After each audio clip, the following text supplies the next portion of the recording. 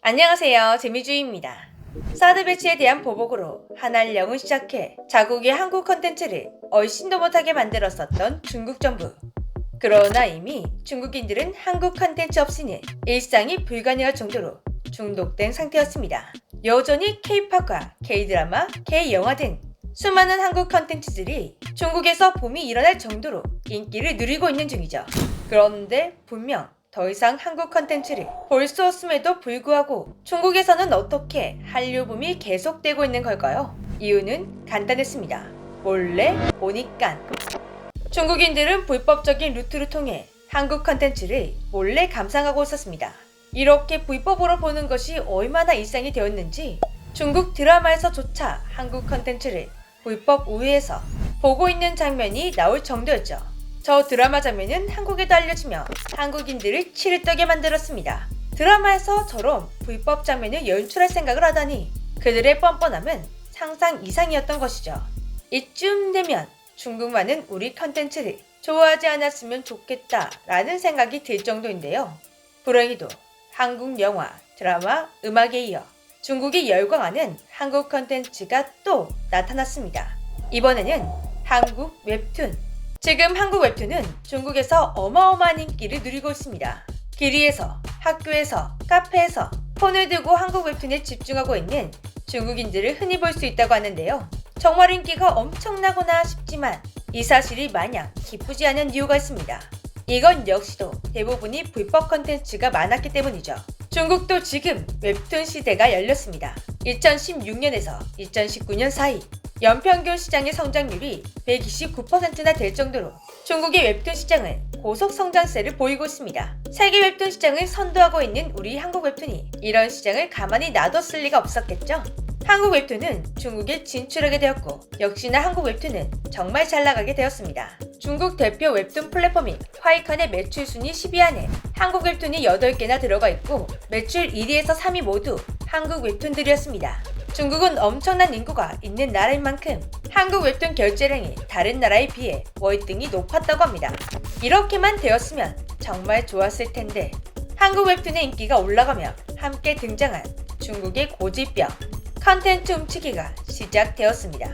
중국 인터넷 곳곳에서 한국 웹툰을 불법으로 퍼나르는 사이트들이 우후죽순 생기기 시작했고 심지어 아예 대놓고 한국 웹툰을 훔쳐가는 사례도 있었습니다.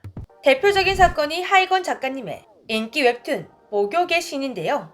웹툰 목욕의 신의 인기가 한국을 넘어 중국까지 전해지게 되며 한중합작 영화가 준비되게 되었습니다. 무려 5년 동안이나 준비했는데 하루아침 중국에서 한국의 코를 베어가 버렸습니다. 중국이 갑자기 회사 사정이라며 투자 계약을 지키지 않더니 돌연 함께 각색 작업을 했던 중국 감독 한 명이 이것을 자신의 저작물로 등록, 목욕의 신에서 제목을 목욕의 왕으로 이름까지 수정해 영어로 만든 것입니다. 이 사실을 알게 된 한국 측에서 따져 물으니 중국은 뻔뻔하게도 이런 반응을 보였습니다. 목욕의 신과 목욕의 왕은 다르다.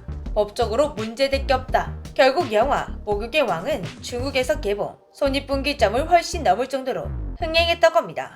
이렇게 중국에 눈뜨고 코 베어가는 불법 행위에 당하는 한국 기업들이 많았는데요. 그런데 이번에는 상황이 달라졌습니다.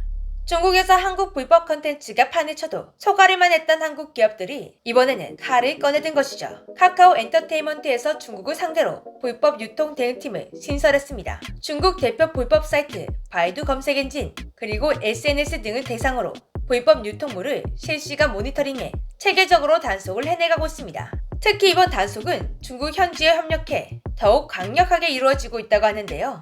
한국에서 단독적으로 진행하는 것보다 훨씬 더 효율적이고 효과적이라고 합니다. 한국에서 이렇게 강력하게 대응해 나가자 중국은 새로운 수법을 내어놓고 있는데요. 한국 웹툰의 제목을 바꿔치기 하는 것입니다. 예를 들어 한국 웹툰 끝이 아닌 시작을 중국에서는 3세계 시주 왕자, 3살 때부터 왕이 된다. 이렇게 제목만 바꿔서 올리고 있는 것이죠. 앞으로는 이 부분에 대해서도 대응법을 마련할 계획이라고 합니다. 카카오 엔터에서는 올해 1월부터 11월까지 총 104만 9천 건이 넘는 불법 유통물을 삭제 및 차단하는 데 성공했다고 합니다. 또한 150개 이상의 불법 사이트를 적발해냈고 그 중에 50개는 완전히 폐쇄시켰다고 합니다. 하지만 지금의 단속 방법으로는 명확한 한계가 있다고 하는데요. 단속이 시작되자 불법 컨텐츠를 올리는 방법은 더욱 교묘해지고 있고 컨텐츠를 공유하는 것도 은밀해지고 있기 때문입니다. 그래서 더 복잡하고 체계적인 단속 방법이 필요하다고 하는데 여기에 대해서는 많은 전문가들과 나라 간의 협력이 꼭 필요할 것 같습니다. 최근 드디어 한알령이 해제될 것이라는 전망이 나오고 있다고 하는데요. 중국 OTT에 한국의 컨텐츠들이 잇따라 정시 수입되어 방영되고 있기 때문입니다. 단속이 강화되고 한알령이 해제되면 더 빠르게 불법 컨텐츠가 근절되지 않을까 기대하게 되네요. 웹툰 시장은 세계적으로 정말 빠르게 성장하고 있습니다. 특히 웹툰과 웹소설은 2차, 3차 재가공이 가능하다는 점에서 그 시장의 가능성이 무궁무진하다고 하는데요. 세계적으로 히트를 친 한국의 컨텐츠들, 지금 우리 학교는 이태원 클래스, 지옥 등 이 작품들은 국내 웹툰 IP를 기반으로 만들어졌습니다. 지금도 계속 웹툰 IP를 기반으로 컨텐츠들이 연이어 제작, 방영되고 있는데요. 그리고 굿즈 사업까지 활성화되고 있죠.